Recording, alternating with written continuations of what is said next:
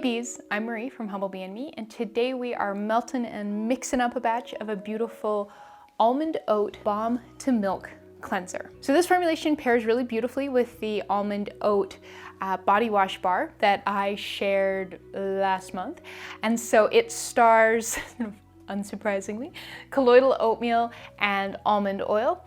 You'll also find some gorgeous white kaolin clay, some rich castor oil, and some ultralight Coco Caprylate for improved slip. The balm to milk part of this cleanser, which sounds quite sort of like magical, is thanks to the inclusion of some Olive M1000. Olive M1000 is a natural emulsifying wax, and so because it brings oil and water together, we have this oil-based product, and you massage it into your face, and it's just like a balm, and then you get a bit of water worked in there, and it will emulsify and kind of transform into a gorgeous creamy milk. So that's that balm to milk part, which sounds really cool and impressive, but is really simply just due to the presence of an emulsifier. Making this is very simple. If you've ever made a lip balm or a salve, you totally got this. It's really just a melt, stir, pour, chill kind of deal. As always, if you would like more information about this formulation, please make sure you are reading the full partner blog post linked in the description box below this video. There's always tons of great information in there, including information on substitutions, scaling, shelf life, links to recommended further reading, and a whole lot more. But yeah, let's get started. We'll begin by combining the ingredients for our creamy base in a small beaker. So you'll need 6.3 grams of sweet almond oil, though if you don't have it or are allergic, make sure you're reading the blog post because there are lots of great substitutions. 2 grams Coco Caprylate. So this is a really lovely lightweight ester that helps improve the skin feel and spreadability of the product. 2 grams of rich castor oil. 2 grams of Olive M1000. So this is the emulsifier, the thing that gives us the lovely rinse off for the product that creates that balm to milk effect. If you need substitutions, make sure you're reading the blog post linked in the description box below. And 2.6 grams cetyl alcohol. So this hardens the balm into a really lovely, silky, creamy consistency. And then our last 2 ingredients, you will need 2 grams of colloidal oatmeal. For more information on this, make sure you are looking it up in the Humblebee and Me encyclopedia. And 3 grams of clay. So I am using white kaolin clay here.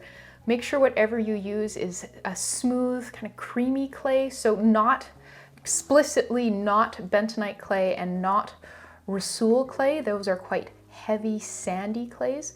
We want something like a kaolin clay, a French clay, some of the Australian clays, though not red or black. Yeah, for more details, make sure you're reading the blog post. Give that a stir.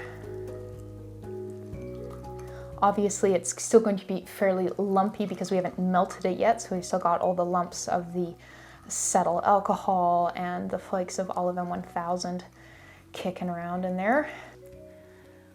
So to melt everything through, we're going to use a water bath. So this is a small saucepan, and I've got about 2 centimeters of water in the bottom of it. I'm just gonna pop our wee beaker in there and then go put the saucepan on the stove top over medium to medium low heat to melt everything through. We want the water to be, steaming hot, but we don't want it to be, really vigorously boiling and then kind of, tossing the beaker around. And yeah, I will see you in about 20 minutes once everything has melted.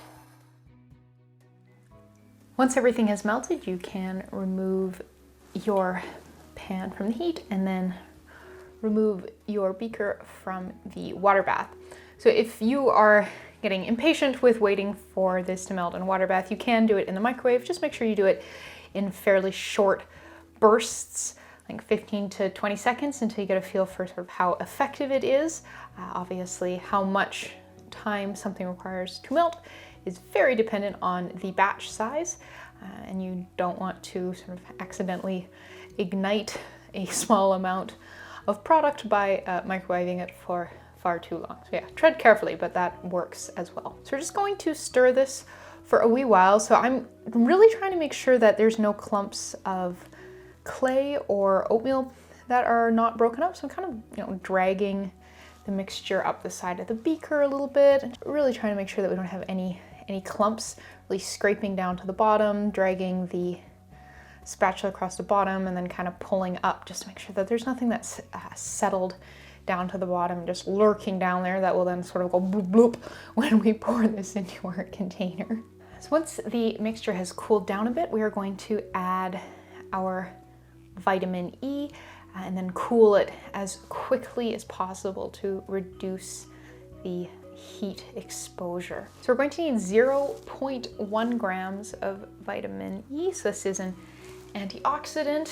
It helps delay the onset of rancidity. It is absolutely not a preservative. And if you would like more information about putting a preservative in this formulation, make sure you're reading the blog post linked in the description box below this video. And now it's time to package up this product. So I'm going to use this little 1 ounce screw top plastic jar from Humblebee. So make sure you are, really scraping the edges down, making sure you're getting as much as possible in here, and then going to pour that in there. So this 20 gram amount isn't going to quite fill a 1 ounce or sort of 30-ish gram container, but that does make our lives a heck of a lot easier when we hit the next step, which is quickly carrying this to the fridge without spilling anything. I'm gonna tap that in there, and then off I go to the fridge. So while we wait for the balm to solidify, I thought we'd do a wee bit of a demo. I've just smeared a bit of blush on the back of my hand here. I have also used this to remove waterproof eyeliner and mascara, and that works really well. So what I like to do is massage a bit of the balm. This is probably a little less than I'd use on my whole face. Massage a bit of that into dry skin first. And so if I'm removing eye makeup, obviously close my eyes and sort of gently massage the balm into the area. Even though it does contain powders, there's really no noticeable a grit to it. So, if there was, I would not be recommend using this around your eyes. So it's got a really lovely, slippy, smooth, rich consistency here. And I've got a small little dish of water here. So what I like to do then is kind of run my hands under some water, and then I'll massage that into my face again. And you can see that it is getting milky on the skin as the water emulsifies with the cleansing balm, thanks to that Olive M1000. I find that once the water is involved, you start to get a bit of that sort of soft oat scent coming from the colloidal oatmeal. And then kind of once we get here, you can just incorporate more and more water to your heart's content. But usually what I will do at this point in time is just wipe it off with a damp cloth.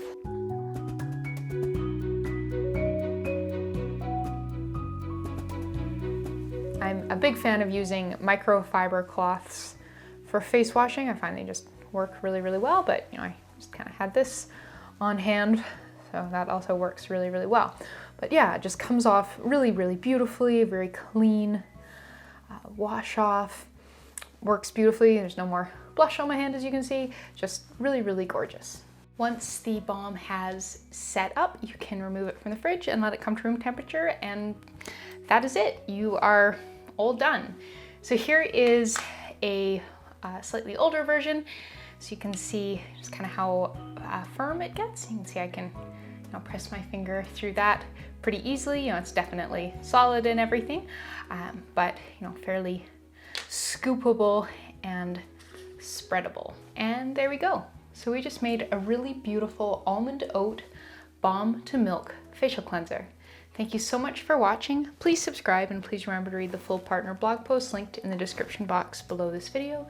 You'll find a ton of great information there, including information on substitutions, scaling, shelf life, links to places to buy all the ingredients, and a whole lot more. So yeah, thank you so very much for watching, and I'll see you next time.